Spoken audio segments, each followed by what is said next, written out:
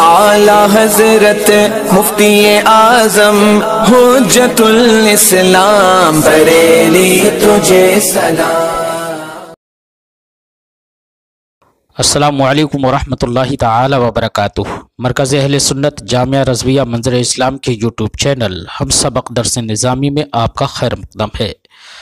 پیارے بچوں، جنہوں نے اب تک ہمارے چینل کو سبسکرائب نہیں کیا ہے وہ ضرور سبسکرائب کر لیں اور بیل آئیکن بھی ٹچ کر دیں تاکہ کوئی بھی اپلوڈ آئے وہ اس کی نوٹیفیکیشن آپ تک فوراً پہنچ جائے، اور اپنے ساتھیوں سے بھی شیئر کریں، اور بات پسند آئے تو لائک بھی کریں۔ اب آپ کے سامنے شرح تہذیب کی تلخیص جو امداد اللبیب لفہم التہذیب کے نام سے ہے، اس کتاب کو پڑھائیں گے مفتی محمد قمر صاحب۔ آپ ان کو بغور سماعت فرمائیں۔ بسم اللہ الرحمن الرحیم۔ وقد يختص باسم قیاس الخلف وهو ما يقصد به اثبات المطلوب بابطال نقیضه ومرجعه الى استثناء و اقترانی۔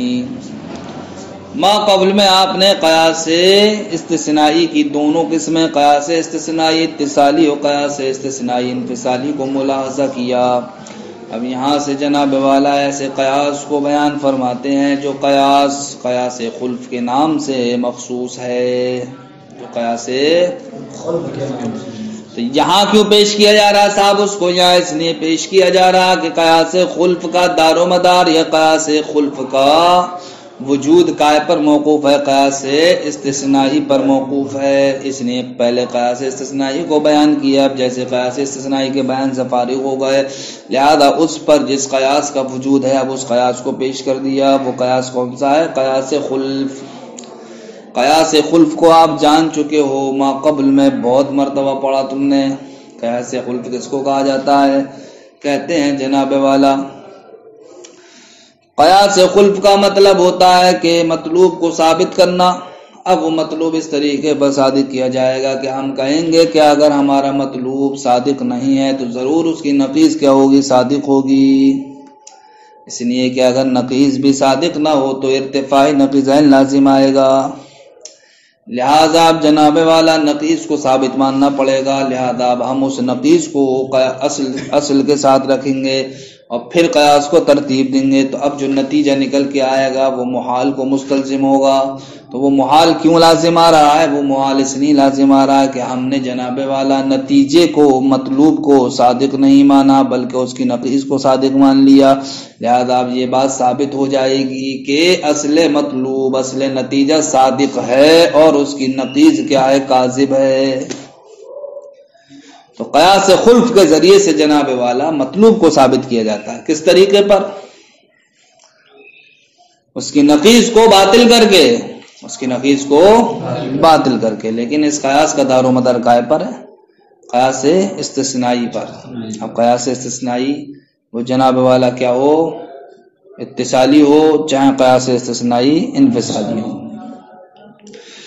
فرماتے ہیں وقد یختص لما فرغ المصنف، جب مصنف فارغ ہو گئے من تعریف القیاس الاقترانی والاستثنائی، قیاس اقترانی اور قیاس استثنائی کی تعریف سے، یعنی کہ قیاس خلف کا دار و مدار قیاس استثنائی اور قیاس اقترانی، جو قیاس کی اولاً دو قسمیں تھیں، قیاس اقترانی اور قیاس استثنائی۔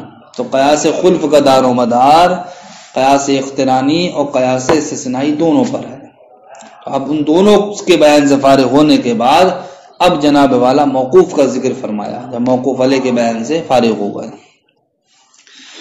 لما فرغ المصنف، جب مصنف الرحمہ فارغ ہو گئے من تعریف القیاس الاقترانی والاستثنائی، قیاس اقترانی اور استثنائی کی تعریف سے، شرع فی قیاس الخلف، تو اب شروع کیا انہوں نے قیاس خلف کو، المرکب، جو مرکب ہوتا ہے من الاقترانی والاستثنائی، قیاس اقترانی اور قیاس استثنائی سے۔ فقال، تو فرمایا وقد یختص ای القیاس الذی یقصد به اثبات المطلوب، یعنی کہ وہ قیاس کے جس کے ذریعے سے مطلوب کو ثابت کرنا مقصود ہوتا ہے، بسبب ابطال نقیضہ، اس کی نقیض کو باطل کرنے کی وجہ سے، تو اس قیاس کو مخصوص خاص کیا جاتا ہے باسم قیاس الخلف، قیاس خلف کے نام کے ساتھ۔ اس قیاس کو قیاس خلف کے نام کے ساتھ خاص کیا جاتا ہے۔ اس کا طریقہ یہ ہے کہ ان یستدل علی اثبات المطلوب، کہ مطلوب کو ثابت کرنے پر استدلال کیا جائے، بأنہ صادق، بین طور کے مطلوب کیا ہے، صادق ہے، وإلا لصدق نقیضہ، ورنہ تو اس کی نقیض ضرور صادق ہوگی، لاستحالت ارتفاع النقیضین، اس لیے کہ نہ مطلوب صادق ہو اور نہ اس کی نقیض صادق ہو، تب ایسی صورت میں ارتفاع نقیضین لازم آئے گا، اور ارتفاع نقیضین کیا ہے، محال۔ لاستحالت ارتفاع النقیضین، ارتفاع نقیضین کے محال ہونے کی وجہ سے، لیکن نقیضہ غیر واقع، لیکن جناب والا جو نقیض نکل کے آئی ہے وہ نقیض غیر واقع ہے، وہ نقیض اس لیے کہ وہ محال کو مستلزم ہے۔ تو جب نقیض غیر واقع ہے فیکون ہوا ثابتا، لہذا مطلوب کیا ہو جائے گا، ثابت ہو جائے گا، کما مر غیر مرتن، جیسا کہ گزشتہ اسباق میں کئی مرتبہ گزرا۔ اشکال اربع کے ضروب منتجا کے صادق ہونے پر جو دلیلیں پیش کی جا رہی تو ایک دلیل خلف بھی بن نہیں تھی، نہیں بن نہیں تھی۔ ومرجعوه أي قياس الخلف ليس قياسا واحدا بل ينحل إلى قياسين، قیاس خلف کا دار و مدار جناب والا کائے پر ہے، دو قیاسوں پر ہے، ایک قیاس کیا ہے، قیاس اقترانی شرطی، دوسرا قیاس کیا ہے، قیاس استثنائی اتصالی۔ کہتے ہیں قیاس خلف لیس قیاسا واحدا، ایک قیاس نہیں ہے، بل ينحل إلى قياسين، بلکہ یہ منحل ہوتا ہے دو قیاسوں کی جانب، بلکہ یہ دو قیاسوں کی جانب منحل ہوتا ہے۔ احدہما، ان میں سے ایک کیا ہے، اقترانی شرطی ہے، والآخر استثنائی اتصالی، اور دوسرا کیا ہے، استثنائی اتصالی ہے۔ منحل کا مطلب ہوتا ہے علیحدہ علیحدہ کرنا۔ جب آپ اس قیاس خلف کو علیحدہ علیحدہ کریں گے تو دو قیاس نکل کے آئیں گے، ایک قیاس قیاس اقترانی شرطی ہوگا اور دوسرا قیاس قیاس استثنائی اتصالی ہوگا۔ ولیذا، اسی وجہ سے مصنف نے فرمایا ومرجعوہ، یعنی قیاس خلف کا موقوف علیہ، ای محصل هذه القیاس، یعنی کہ اس قیاس کا محصل، یرجع الى قیاسین، تو لوٹتا ہے دو قیاسوں کی جانب۔ وہ دو قیاس کیا ہیں، ایک ہے استثنائی اتصالی اور دوسرا کیا ہے، اقترانی شرطی۔ اب اس کو بس مثال کے ذریعے سے واضح کریں گے، کچھ نہیں ہے اچھا اس میں، ترجمہ دیکھے رہو۔ اذا صدق کل انسان حیوان بالفعل، جب کل انسان حیوان بالفعل صادق ہوگا، وجب، تو ضروری ہے کہ ان یصدق فی عکسہ، کہ اس کی نقیض، کہ اس کا عکس کیا ہو، صادق ہو۔ تو اب موجبہ کلیہ کا عکس کیا آتا ہے، موجبہ جزیہ، تو بعض الحیوان انسان بالفعل بھی صادق ہوگا، ہوگا نہیں ہوگا؟ کیوں؟ اس لیے کہ آپ جانتے ہیں کہ ہر قضیے کے لیے عکس کیا ہے، لازم ہے، ہر قضیے کے لیے عکس کیا ہے، لازم ہے۔ جب قضیہ صادق ہوگا تو عکس بھی صادق ہوگا۔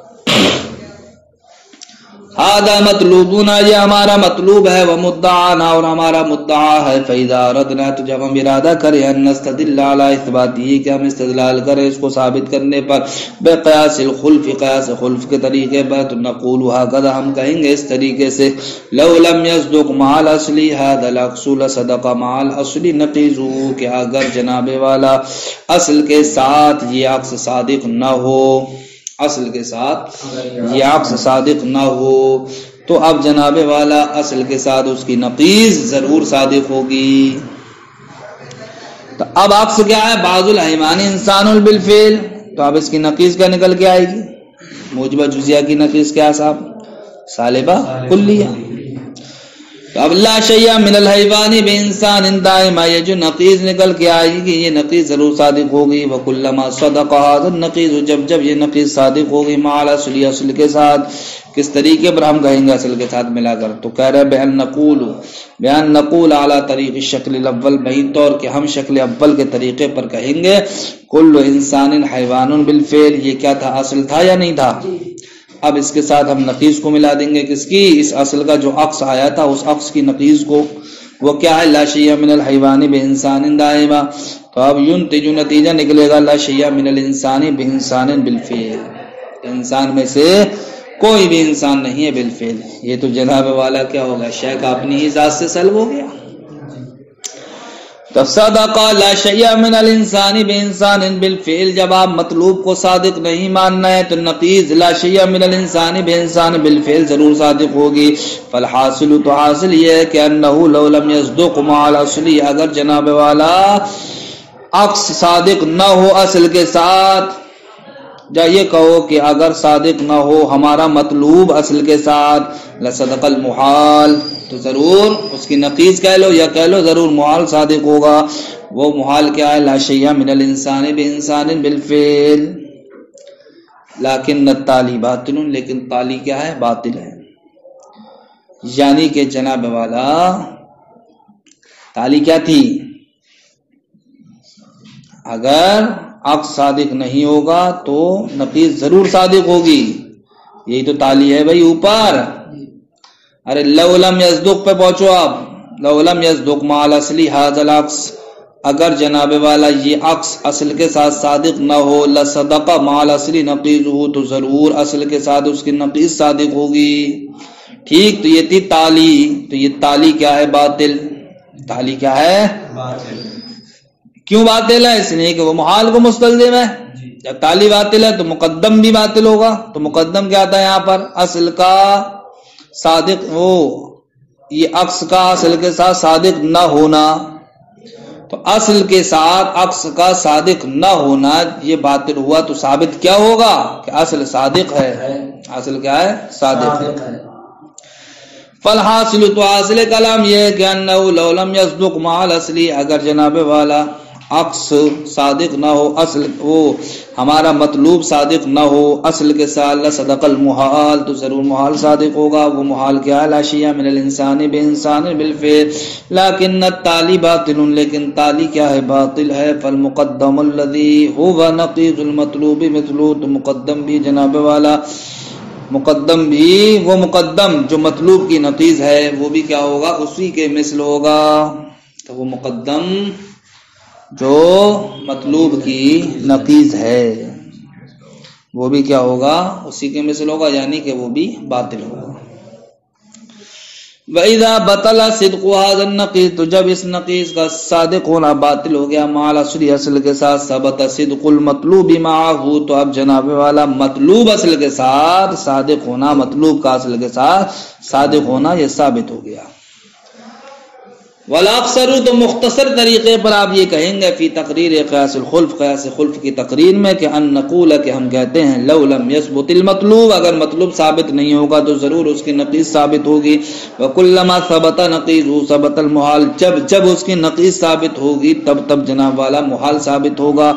ینتجو، تو اب نتیجہ نکلے گا لو لم یثبت المطلوب، اگر مطلوب ثابت نہ ہو تو محال ضرور ثابت ہوگا۔ لیکن المحال لیس بثابت، لیکن محال ثابت نہیں ہے۔ فیلزم ثبوت المطلوب، تو اب لازم کیا آگا؟ مطلوب کا ثبوت، مطلوب کا ثبوت، سمجھ گئے؟ لکونہ نقیض المقدم، محال کیوں ثابت نہیں ہے؟